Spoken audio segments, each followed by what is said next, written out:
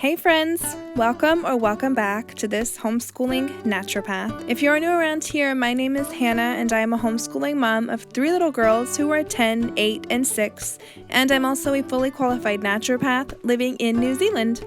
On this channel, I like to share content related to homeschooling, homemaking, motherhood, as well as some naturopathic info throughout some of my content here.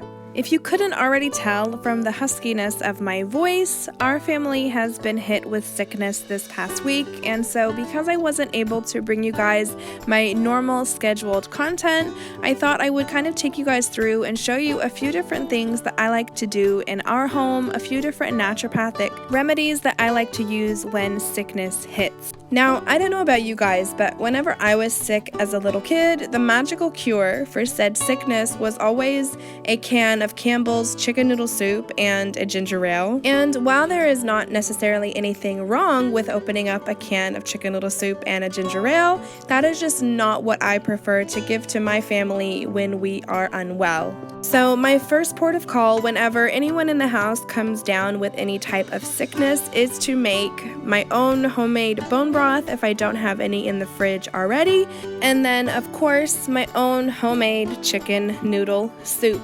Our ancestors were really onto it when they declared that chicken noodle soup was a good food to have when you are sick. The combination of the carrots and the celery and the garlic and the onion, full of vitamin A, full of all of those antiviral, antimicrobial properties that you want. And then of course, when you add the bone broth on top of that, homemade fresh chicken noodle soup truly is a powerhouse against illness. I always try to keep a few whole frozen chickens in my freezer for occasions such as this, when I need to whip one out of there, defrost it, and do something like a chicken noodle soup last minute.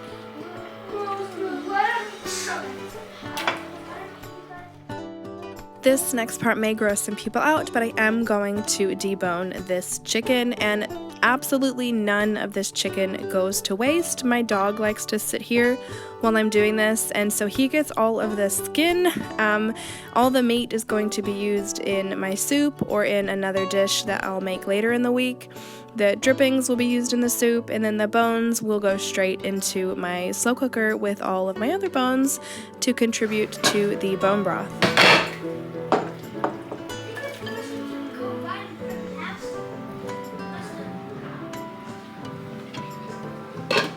I also almost always have at least one loaf of sourdough bread in my fridge ready to be baked, and I was so thankful that I did on this day because let me tell you guys, I was not feeling the best when I was doing these recordings here, but I mean, you guys know what it's like when you're a mom.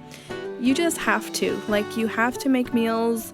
If your kids are sick as well as yourself, you cannot just lie in bed and, not let anything in the house happen. You have to get up and do stuff. So anyway, I was very thankful that I had this bread and that I had chicken ready to go to make this soup here today to have a hearty, warm meal for myself and my kids. This sickness also happens to fall at the very end of the month when we have next to no fresh vegetables in the house. I need to do a massive grocery stock up for the month, and of course this sickness happens to fall right at the end of the month when we have nothing. So the vegetables that you're going to see in the soup are literally the only vegetables that I have in the house at this point in time. I think all I ended up putting in there was carrot, garlic, onion. No onion. I did not have onion. Carrot, garlic, pumpkin, and some frozen celery from the garden. It is definitely the more the merrier when it comes to how many vegetables you can fit into your soup, but of course whatever you have on hand is, the best that you can do, and so that works well also. The good news is we have plenty of garlic, so we can't go wrong there. This beautiful little pumpkin is from one of my best friend's gardens. Shout out to you, Jade, for this beautiful pumpkin. Look at how pretty it is. On the inside, it was beautiful. I posted on Instagram a couple of months ago now complaining. I was showing myself making some pumpkin bread, and I was saying in the post that canned pumpkin is not a thing here in New Zealand. It's just not something that you'll find. Kiwis don't really eat pumpkin in like pies or as a sweet thing, so canned pumpkin just isn't a thing that we can find here in New Zealand supermarkets. So anyway, I was complaining about that, and so many of my mama friends were like, we've got a whole lot of pumpkin on our property, you can come pick your own pumpkins if you want. A couple of my other friends also offered to let me borrow their like canners so that I could can my own pumpkin for the winter. So sweet. It's just so incredible to have such an awesome community of women surrounding us and our family. So anyways, long story short is that I now have an abundance of pumpkin set to go for the winter, and I'm so thankful, particularly when the sickness hit, having no other vegetables in the house. Pumpkin is definitely a go-to, and I was so thankful that I had it on hand. So this is actually the second chicken soup I am making this week. My first soup had some pearl barley in it instead of pasta or noodles, so this time to change it up a little bit, just so the girls and I don't get sick of it, I threw in some macaroni. And just like that, we have a healing, wholesome bowl of chicken noodle soup served alongside some fresh sourdough. There's really nothing better when you are sick, when you are having a sore throat and the cough and the whole thing, you can't really taste any food.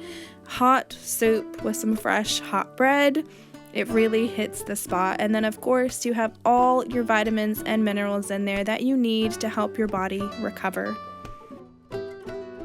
The next thing I'm showing you guys here is my homemade elderberry syrup, which the girls and I put together about 6 weeks ago now. It's more of an elderberry honey because I went a little bit overboard with the honey, but nonetheless, it is delicious. It is everything you want and need when you are sick. I didn't film making this particular batch, but I have got videos I'll link down below for you guys with my homemade elderberry recipes if you're interested. And now getting into some of the store-bought things that we genuinely use when we are unwell. I used to work in a naturopathic pharmacy, so I became very familiar with what products I liked and what products I didn't like. This video is not sponsored in any shape or form. This is genuinely the stuff that I like to use. This first thing I'm showing you here is from Harker Herbals, and it is the Nature Chest Rub. Fantastic for a replacement to Vicks, which I'm sure you guys are more familiar with. And then here from Kiwi Herb is this organic de-stuff rub. I personally would never buy Vicks or put Vicks on my children's skin, mainly because it is a petroleum base, and I personally don't like the idea of rubbing petroleum onto my kids' skin, so I use rubs like this instead that have all the eucalyptus, that have the camphor, that have the peppermint, all of those good de-stuffing herbs, but none of that petroleum chemical. This next product I have here is a herbal medicine from Artemis, another New Zealand company. This is their Day Chest Relief. When I was studying, a massive part of what we learned about was how to make our own herbal medicine, and I love Artemis because, as you can see, once my camera finally focused, there's literally only 4 herbs in here, and these are all of the herbs you want for that chest relief. This is a very basic, wholesome chest relief herbal medicine. And this is one that I really like to give to my girls throughout the day if there is ongoing cough or anything like that. That one is very helpful. My next favorite here is again from Harker's Herbals. This is the Children's Deep Lung Support, and this has to be one of the best quote-unquote cough syrups that I've ever had in my home. A lot of the pharmaceutical grade cough syrups out there are really designed to suppress cough, which isn't really what you want. You want something that's going to support your body in getting rid of whatever is causing that cough. And this herbal medicine right here is amazing for that. It's got beautiful herbs, and this is truly designed to support the body back to good health as opposed to suppressing cough. And this doesn't have all those crazy drowsy side effects that so many pharmaceutical cough syrups do. And I'm realizing at this point that my hand is orange from the pumpkin I was cutting up. That's great. This product here is called Albus oil, and this is one we sold a lot of at the naturopathic pharmacy I used to work at. It is effectively an essential oil. It is a mixture of different, very powerful oils that work to decongest. This oil I have been diffusing in my girls' rooms as well as just around the house. Cough, stuffy nose, heavy chest, all of that. Albus oil is really great for inhalation. Okay, moving on now to a homemade hydration drink. Here we have a hydration drink called Powerade. It may be the same brand as Gatorade, but we just call it something else. I'm not entirely sure. We do not drink that unless sometimes my husband brings it home from training, but there's a lot of food coloring in those hydration drinks, and so I definitely do not prefer to let my children drink those drinks. So instead, I like to make my own hydration drinks when we are unwell and need that extra boost. Sometimes water on its own does not do the trick. Oftentimes you do need more mineral in order to actually absorb the H2O. So here I just put in coconut water, some blackcurrant syrup, and then salt, and then a little bit of lemon juice on top. You can play around with whatever kind of flavoring you want in these drinks, but the base usually is always coconut water and salt. Coconut water on its own is actually incredibly high in those electrolyte minerals, the potassium, magnesium, sodium, all of that we need to replenish our electrolytes. And of course, when we are sick and unwell, and the body's trying to repair itself really quickly, it can use up a lot more electrolytes than normal. Electrolytes effectively carry water into cells so that our cells can actually absorb that hydration, but they also work to do a lot of other things as well. So making sure that you're very well hydrated and you have a good electrolyte balance when you're sick is really important. So standing up making that soup for the past half an hour actually took a lot out of me, and so my oldest daughter and I chilled on the couch for the afternoon here and watched a movie. My other two were in bed, like fully asleep for the majority of this day, so that's why they're not in any of the footage. Here now I am moving on to making a beautiful hot cup of tea with my homemade elderberry syrup. Highly, highly recommend making your own elderberry syrup if you've not tried it already. It is actually quite simple, and you can enjoy it in a variety of ways. This is the following morning, and I was really not feeling good here, you guys. I had definitely caught whatever my daughters had, and this was a rough morning. I didn't want to start taking any of my vitamins or herbal medicine on an empty stomach, so I had a hot cup of bone broth for breakfast on this morning. Also highly recommend. It just tastes like a delicious soup all on its own. And then here are my younger two making a puzzle. It was really interesting how this sickness hit. My middle daughter got sick first, and she was out for about 2 days. And then by this point, my oldest daughter had gotten sick, and she was out for about 2 days. And I thought we were going to be all good. And then I got it, and then my youngest daughter got it. So it came in stages, which is good in a way because then I am better able to deal with everyone. I'm not dealing with all three of them sick at the same time. It kind of came in waves, but then it also meant that it dragged on. And it's now honestly been about 2 weeks since we have been anywhere, since we have joined society. So yeah, it's kind of cabin fever at this point, but we've been managing to keep ourselves busy.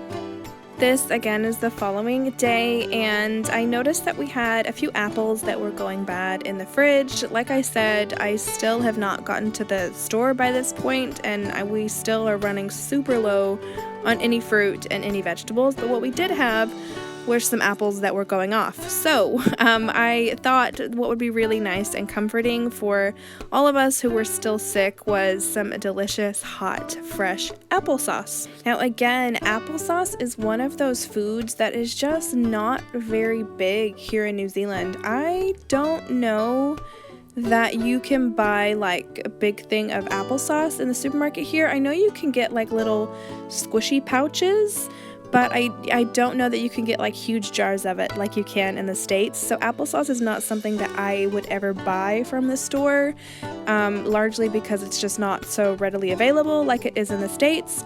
But it is one of those foods that I grew up eating, you know, just like the canned pumpkin situation.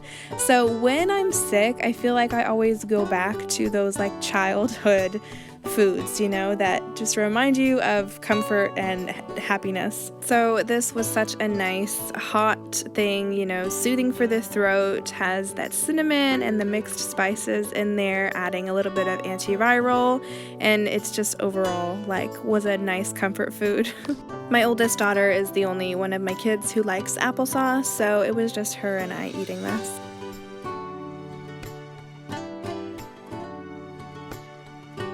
Now on this day, one of my daughters had spiked quite a high temperature, and how I deal with high temperature and fever in general, I like to let it run its course.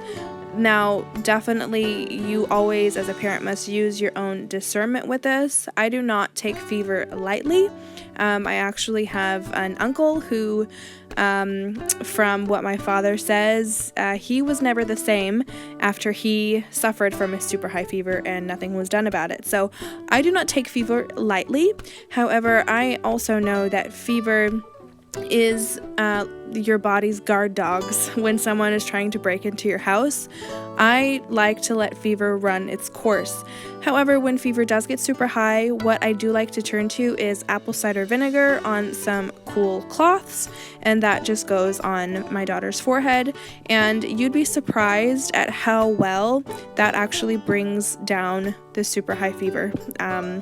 Apple cider vinegar, cold cloth on the forehead, and it actually, it brings it down quite significantly. And then another thing I like to do is diffuse essential oil, peppermint for that cooling, which helps to kind of keep the fever you know, at a safe level, and then the lavender for the calming effect of that as well. And I just have this peppermint and lavender diffusing pretty much at all times when one of my kids is dealing with high temperatures.